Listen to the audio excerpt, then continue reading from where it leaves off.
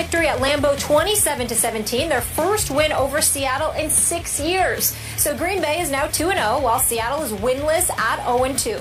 Now, under the current playoff format, only 12% of teams who have started the season with an 0-2 record have gone on to the playoffs. Stephen A., how much trouble is the Seahawks team in? Well, I think they're in trouble because the measuring stick is another Super Bowl appearance. They've been to the last two.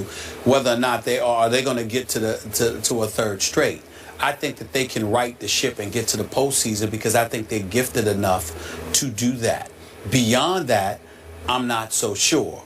Russell Wilson, when he's running the football, had 78 yards on 10 rushes yesterday. When he's running the football and being that dual threat, I think, Skip, that Russell Wilson is very, very formidable and makes their offense very formidable. When he doesn't do that, I think he's a lame duck. Certainly when Marshawn Lynch is only averaging about 2.7 yards a carry because he only had 41 yards on 15 carries, that's a problem. And when you look at whether it's Curse or Baldwin or whatever, you can't go in an offseason and get a guy like Jimmy Graham and all he can give you is one reception for 11 yards and he's only targeted 2 times. You got him for a reason, and they're going to have to figure out a way, meaning Darry Bevel and those boys are going to have to figure out a way to get him the football. But we all know what the problem is with this team. The problem is defense. I would remind everybody that the last, not one, not two, but the last 3 years, the Seattle Seahawks were the #1 ranked defense in all of the NFL for 3 consecutive years. Where do they rank right now, Skip? 29th. Why? Because Cam Chancellor ain't there. And when you don't have your leader, your quarterback on defense, on the football field, who is the assassin, who's the guy with the shaded, with the shaded face guard, who's the Jack Tatum of your defense, okay? When you don't have that dude, whether it's Jack Tatum, whether it's Jack Lambert or Jack Ham or somebody like that, when you are Ray Lewis, when you don't have the quarterback of your defense on that football field, Earl Thomas is a bad boy. Bobby Wagner is a bad boy. We all know what Richard Sherman could do, even though he's gotten burned on a couple of passes this season thus far. He's still an all-pro. We know how elite this defense can be, but you don't allow your head to be cut off. And until Cam Chancellor comes back to that team, they're not going very far. Green Bay won the game last night because of Aaron Rodgers. Green Bay won the game. It was assisted by that interception that Jerome Elliott, when he picked off Russell Wilson with about 6:50. I'm not sure he recovered his own fumble, but they said that he did. That's right. So they said that he did. They said that he did, so we have to go with it. But in the end, what it comes down to is this. Cam Chancellor, and I'm going to say this last point, Skip, I don't think Cam Chancellor is just affecting them defensively. I think Cam Chancellor is affecting them offensively. In no way am I implying that Marshawn Lynch is sort of tanking or anything like that. But it's safe to say that he doesn't seem like himself. Now, your offensive line obviously needs to improve. You let go, that dude Unger is not there. You've got a couple of other missing pieces on your offensive line, and we know that.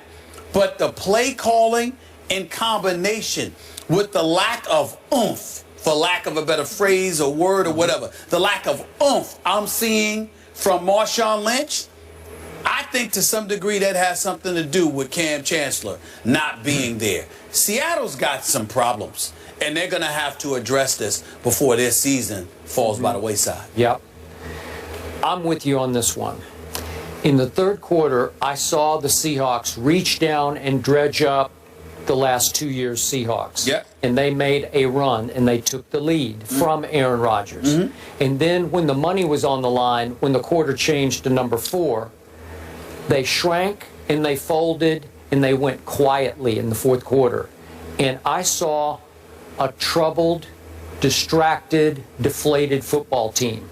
And it's all about not only Cam, but it's all the Marshawn versus Darrell Bevel. It's all the things that are swirling. It's the culture. Yes. It's, do we really believe in our head coach anymore or not? And I just saw a team in the fourth quarter whose heart, like to your point, the heart's not in the game. And I'm not saying you're trying to tank the game, but your heart's not in it. Your whole focus isn't in it. You don't play with the same swagger, the same confidence. You're not sure anymore that you're still the Legion of Boom because, as we keep saying, the boom is gone. So, Am I advocating that management fold up and give Cam what he wants this week? I'm not. I don't know how you alleviate this impasse, but I'm with you until it gets alleviated, until he gets back in the fold.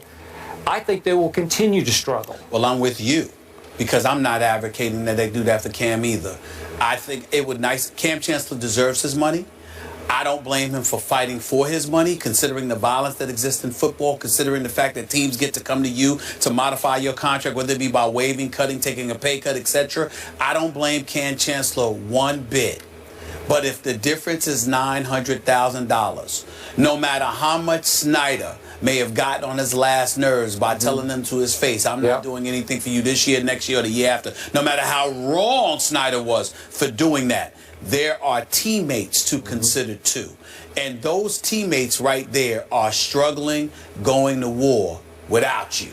So I'm not advocating that he folds, but I'm also not advocating that Seattle folds. I'm advocating that both of them come to an accord somehow, some way, and shove aside egos and precedences and all of that stuff and reach an accord to save Seattle's season, because I think it's in danger. And here's why I think it's in danger.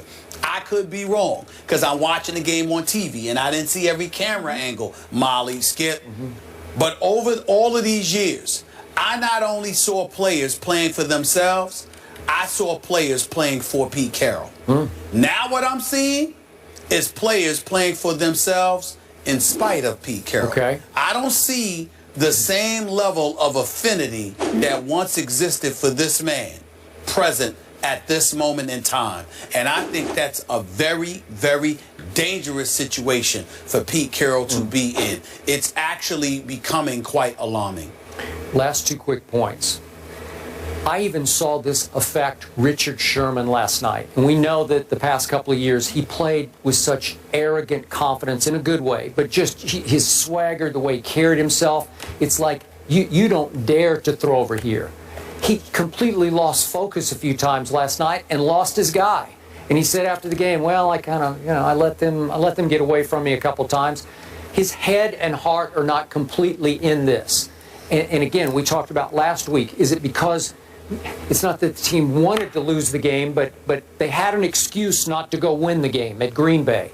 And now they just want their guy to come back. And their new guy, my second point, to your point when you read Jimmy Graham's stats, when the game ended last night, it dawned on me that Jimmy Graham is now a Seahawk, and I could not remember him in the game. Seriously, I watched the whole game and I thought, I don't even remember him playing, and I had to go on .com to say, wait a second, did he catch? Oh, he did catch one ball. Caught one ball the whole game. They're asking him to block. He doesn't want to block because they've got problems on the offensive line.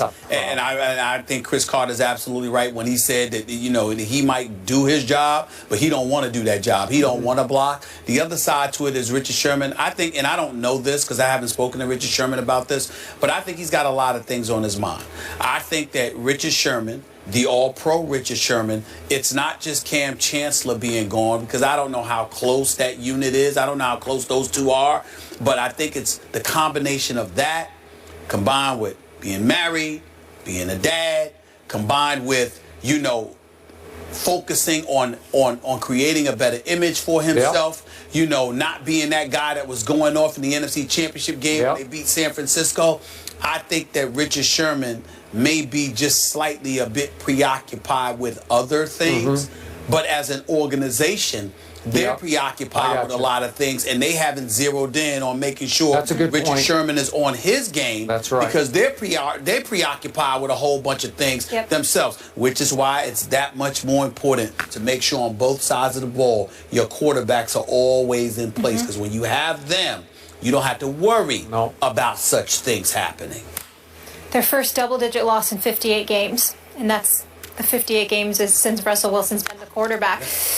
Tough times ahead. The 1993 Cowboys are the only defending conference champs in the last 25 years to start 0-2 the next season and make the playoffs.